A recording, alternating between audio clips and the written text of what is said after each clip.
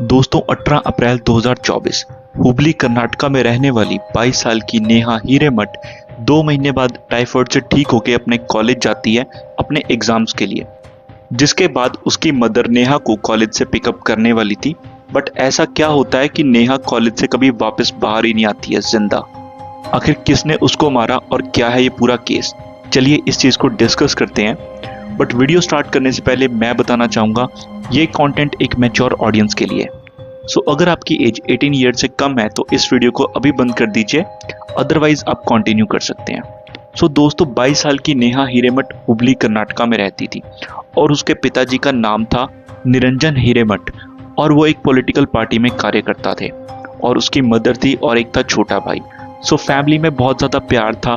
निरंजन अपनी बेटी से बहुत ज़्यादा प्यार करते थे और नेहा पढ़ाई में भी बहुत अच्छी थी। वो बीवी कॉलेज ऑफ कर्नाटका से एमसीए की डिग्री कर रही थी, बट कुछ ऐसा हुआ था कि 2 महीने पहले उसे टाइफाइड हो गया था, जिसकी वजह से वो बहुत ज़्यादा कमज़ोर हो गई थी और उसका कॉलेज जाना छूट गया था। बट अब उसके फाइनल ईयर के एग्ज़ाम्स थे तो वो एग्ज़ाम उसको देने ही पड़ते, अदरवाइज उसका बैकलॉग लग जाता। बैकलॉग यानी कि अगर वो एग्ज़ाम नहीं देती तो उसको दोबारा से वो साल रिपीट करना पड़ता। सो वो टाइफाइड से रिकवर कर रही थी तो उसने सोचा कि मुझसे जितनी प्रिपरेशन होगी मैं करके एग्ज़ाम दे दूंगी, एटलीस्ट पासिंग मार्क्स तो आ ही जाएंगे।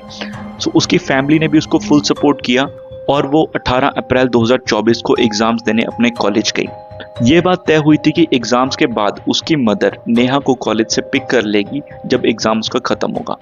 बट जैसे ही एग्ज़ाम ख़त्म हुआ और नेहा अपने एग्ज़ाम सेंटर से बाहर आ ही रही थी तो वैसे ही कॉलेज में अफरा तफरी मच गई। सो नेहा ने देखा कि एक आदमी उसकी तरफ चलता हुआ आ रहा है बहुत ही साइकोटिक वे में और उसके पास एक छुरा है और वो धीरे धीरे नेहा की तरफ बढ़ रहा है। सो नेहा उस लड़के को जानती थी और उसे लगा ही था कि वो उस पर अटैक करने जा रहा है। बट इतनी देर में पलक झपकते ही उस लड़के ने नेहा के ऊपर चाकू से वार करने शुरू कर दिए और उसकी गर्दन के ऊपर 6-7 बार वार किया और वार करने के दौरान उस लड़के के हाथ में भी चाकू लग गया, जिसकी वजह से उसके हाथ से भी खून आ रहा था। बट वो लड़का तब भी नहीं रुका।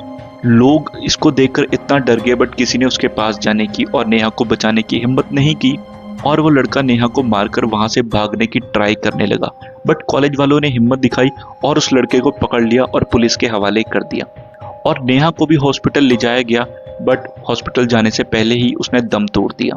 सो आखिर ये लड़का है कौन और क्या है पूरा माजरा। सो दरअसल इस लड़के का नाम था फयाज खोंडू नायक। सो फयाज नेहा के कॉलेज में ही पढ़ता था और वो काफ़ी लाइक स्टूडेंट था और पढ़ाई में बहुत अच्छा था और उसने यूनिवर्सिटी ब्लू कंपटीशन भी जीता था। यूनिवर्सिटी ब्लू एक बेसिकली कंपटीशन होता है जो इंटर यूनिवर्सिटीज़ में कंपटीशन होते हैं, जैसे बॉडी बिल्डिंग स्पोर्ट्स में या किसी तरह का कोई टेस्ट वगैरह होता है, तो उसमें भी उसकी बहुत अच्छी रैंक आई थी और उसको मेडल मिला था। सो कुल मिला के वो पढ़ाई में बहुत ज़्यादा अच्छा था और एक ब्राइट फ्यूचर वाला लड़का था।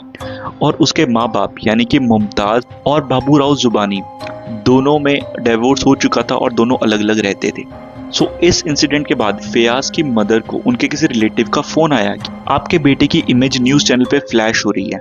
तो उसकी माँ ने यानी कि मुमताज़ ने जैसी टीवी ऑन करके देखा कि उसके बेटे ने एक मर्डर कर दिया है और जो विक्टिम है उसका उन्होंने जब नाम सुना और चेहरा देखा तो उनके पैरों के नीचे से ज़मीन निकल गई, क्योंकि वो नेहा को ऑलरेडी जानती थी।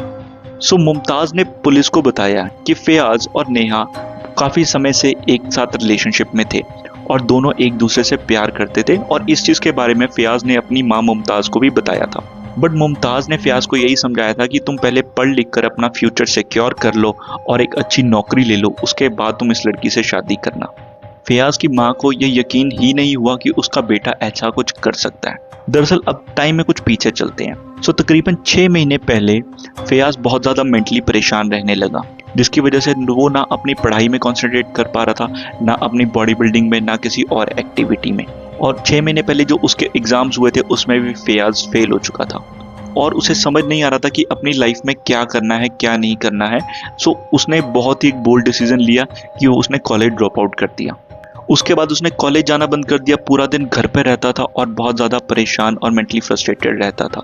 उसने घर से बाहर निकलना बंद कर दिया था, अपने दोस्तों से मिलना बंद कर दिया था ये सिलसिला तकरीबन 6 महीने तक चला। उसके बाद एक दिन से अचानक क्या हुआ कि फैयाज ने अपनी माँ को बोला कि बस बहुत हो गई है और वो अब एक नौकरी करना चाहता है और अपनी लाइफ में थोड़ा आगे बढ़ना चाहता है। तो 18 अप्रैल 2024 को घर से निकला अपनी माँ को ये बोलकर कि वो कोई नौकरी ढूंढने जा रहा है। और उसके कुछ देर के बाद ही न्यूज़ चैनल पे ये न्यूज़ आने लगी कि मुमताज़ के बेटे यानी फैयाज ने किसी का कत्ल कर दिया। तो फैयाज ऑलरेडी पुलिस की कस्टडी में था। जब पुलिस ने फैयाज से पूछताछ करी तो उसने पुलिस को बताया कि काफ़ी समय से जब नेहा और फैयाज रिलेशनशिप में थे, सब कुछ स्मूथ चल रहा था और वो नेहा से शादी करना चाहता था, तो बीच में एकदम से ही नेहा ने उसे अवॉइड करना स्टार्ट कर दिया और उसे बातचीत कम कर दी। इस चीज़ से वो बहुत ज़्यादा मेंटली फ्रस्ट्रेट हो गया था और इस चीज़ को हैंडल नहीं कर पा रहा था। उसने नेहा से बात करने की कोशिश की और उसे समझाने की कोशिश करी, बट नेहा अपनी साइड से क्लियर थी, वो कोई भी रिलेशनशिप फैयाज के साथ नहीं रखना चाहती थी। और उसने अपने माँ बाप को भी ये बता दिया था कि फैयाज मेरा पीछा कर रहा है या मुझसे बात करना चाहता है, बट मैं बात करने में इंटरेस्टेड नहीं हूँ। उसका मेन रीज़न ये था, जो नेहा के माँ बाप हैं उनको फैयाज के मुस्लिम होने से प्रॉब्लम थी और वो नहीं चाहते थे उन दोनों का आपस में कोई भी रिश्ता हो। इस वजह से नेहा ने अपनी कन्नी काट ली थी। और कई बार नेहा के माँ बाप ने भी यानी कि निरंजन ने भी फैयाज को समझाने की कोशिश करी कि आपका और हमारा कोई भी मेल नहीं है, तो अच्छा यही होगा आप अपने रास्ते जाएं, हम अपने रास्ते जाते हैं, तो आप मेरी बेटी का पीछा छोड़ दीजिए। और बाबूराव को भी इस चीज़ के बारे में पता था, जो कि फैयाज के फादर हैं। उन्होंने भी फैयाज को समझाने की कोशिश करी, बट फैयाज कहाँ मानने वाला था, वो तो नेहा के प्यार में पागल था। सो जब 6-7 महीने तक इस तरह का सिलसिला चलता रहा और फैयाज के हाथों से चीज़ें अनकंट्रोलेबल हो गई, तो उसने जोश में आकर ये फैसला लिया और ऐसा कदम उठा दिया। सो ये कहना है फैयाज का और उसके माँ बाप का। बट अगर बात करें स्टेटमेंट की, जो नेहा के माता पिता हैं, सो उनका ये कहना है कि फैयाज और नेहा कभी भी रिलेशनशिप में नहीं थे।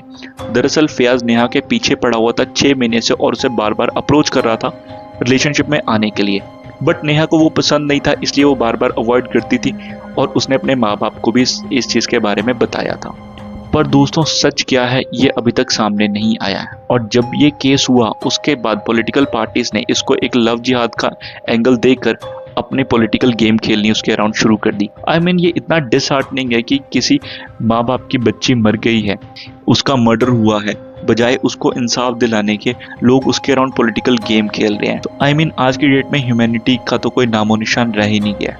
फिलहाल अभी तक इस केस की प्रॉपर स्टोरी है वो किसी के सामने भी नहीं आई है और ये केस अभी भी हेयरिंग। सो अगर कोई अपडेट आएगा तो मैं आपको इसके ऊपर इन्फॉर्म करूंगा। बाकी अगर आप अपनी लोकेलिटी में इस तरह की कोई सिचुएशन देखते हैं तो उसके रिगार्डिंग प्लीज कंप्लेंट करें। सावधान रहें, सतर्क रहें। बाकी मिलते हैं नेक्स्ट वीडियो में, तब तक के लिए थैंक यू वेरी मच।